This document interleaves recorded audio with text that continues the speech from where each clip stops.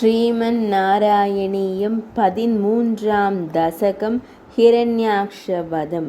கலங்கிய கடலில் மூழ்கி நிலமகள் தன்னை மீட்டாய்.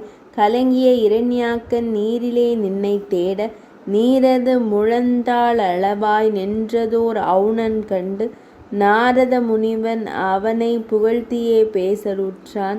நின் பக்தர் நின்னையுத்தே சூதுகள் களிக்கிறாரே, உன் கபடம் கொண்டு அன்றோ பாரத போரை வென்றாய். மாயவன் நாரணன் அந்த பூமியை தூக்கிச் சென்றான்.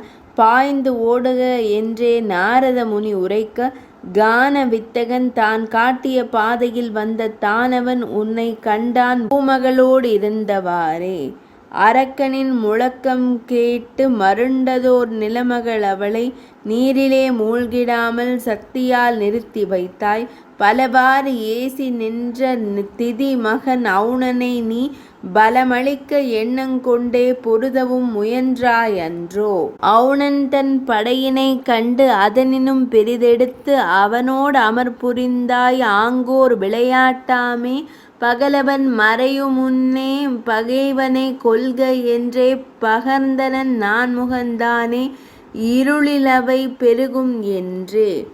அவனாலே ஆயுதம் இழந்து கவின் மிகு புன்னகையோடே காலமெனும் சக்கரப்படை மாலே நீ கொண்டு நின்றாய். கூற்றினை ஒத்த கோபம் கொண்டவன் சூலம் வீச காற்றிலும் கடுகி அதனை சடுதியில் முறித்தாய் நீயே. கையையே படையா கொண்டு பாய்ந்தனன் இரண்யாக்கன் மாயைக்கு அதிபதி மீது மாயப்படை செலுத்தினானே.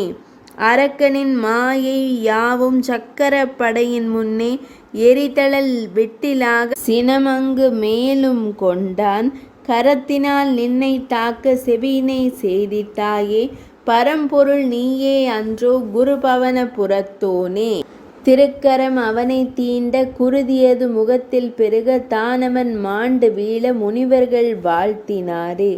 முனிவர்கள் செய்யும் வேள்வி பாத்திரம் நீயே ஆனாய். கனிவான மறையின் சந்தம் நின் சருமம் தானே அன்றோ. கண்களே வேள்வியின் நெய்யும் கால்களே அவற்றின் அங்கம். பண்பான ஹோமம் தன்னின் அமுதமே நின்றன் விந்து. கழுத்திலே மந்திர ஒளியும் பூண்டு நீ நிற்கின்றாயே.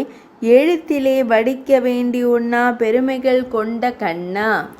வையகம் எங்கும் நிறைந்த பெரிய வடிவம் கொண்டோய். பொய்யது அகத்தே இல்லா வேதியர் நின்னை துதிக்க அன்போடு வைகுந்தம் சென்றாய். பேரின்பம் தனின் ஊற்றே துன்பமுறு எந்தன் பிணிகள் உடனே தீர்த்தருள்வாய். 13ஆம் தசகம் இனிதே நிறைவடைந்தது.